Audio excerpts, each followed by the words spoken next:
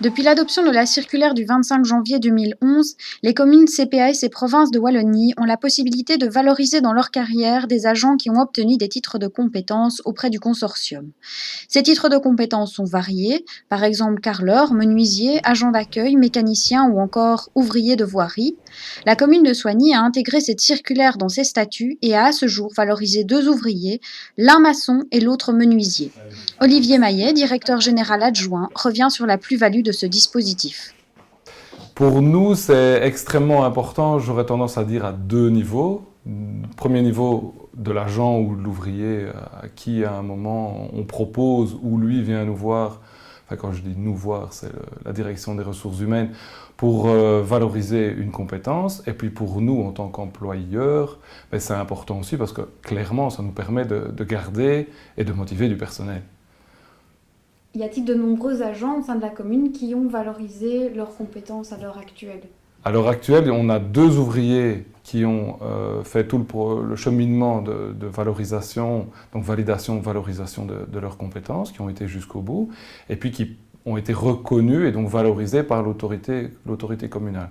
Donc il faut savoir qu'effectivement pour l'autorité, ça a un coût financier qui est non négligeable, de l'ordre de 2 à 4 000 euros par agent, ce que les agents n'ont pas toujours conscience. Mais pour les services techniques, ça permet de garder des agents et d'augmenter leur motivation. Ça permet aussi d'aller chercher des agents qui n'ont peut-être pas les diplômes requis, de les engager, et après un certain nombre d'années, une fois qu'on connaît leur valeur, j'aurais tendance à dire technique, mais de leur proposer de valider et puis de valoriser leurs compétences. Donc c'est important. Et parmi les agents qui pourraient valider leurs compétences, qui ne les ont pas encore valorisées, est-ce qu'il y a des titres de compétences qui reviennent plus souvent que d'autres ?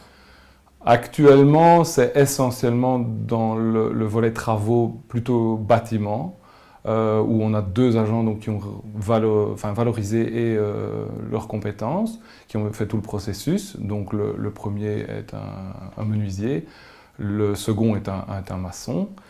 Le cas du premier est assez typique puisqu'il a travaillé de nombreuses années dans le privé mais en n'ayant pas fait le cursus complet. Et donc ici, on a pu lui permettre de faire finir son cursus et donc de valoriser ses compétences. Le deuxième, clairement, a quitté l'école peut-être un peu trop tôt et ça lui a permis voilà, d'acquérir un diplôme et nous de le valoriser.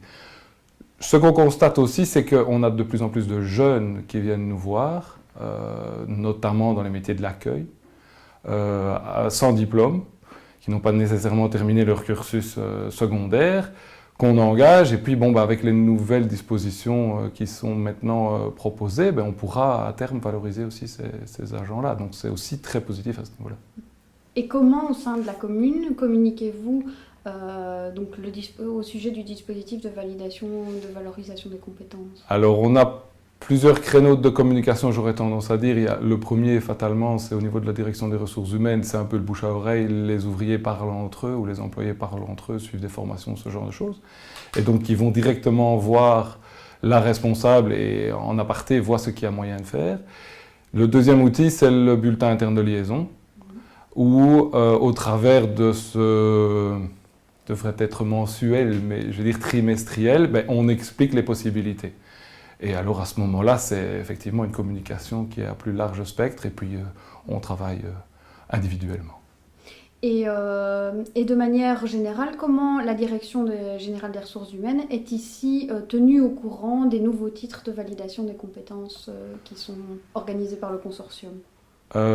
D'une part, par les informations qu'elles peuvent glaner via les arrêtés, les règlements et autres, et puis en étant en étroite collaboration avec le Centre régional de formation, évidemment.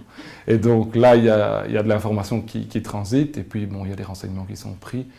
Et puis il y a un travail qui se fait en amont aussi, de voir quels sont les ouvriers susceptibles de rentrer dans les titres de compétences qui existent. Donc ça, c'est un travail qu'on fait depuis de nombreuses années. Et puis, avant de leur proposer, on veut aussi voir si ça correspond aux besoins que l'administration a. Donc, c'est logique qu'on valide, qu'on leur permette de valider leurs compétences. En ce qui concerne la valorisation, ça doit répondre à un besoin. Donc, et ça, c'est vrai que c'est travaillé à ce moment-là avec la direction générale et les agents techniques qui sont présents sur le terrain en fonction de leurs besoins.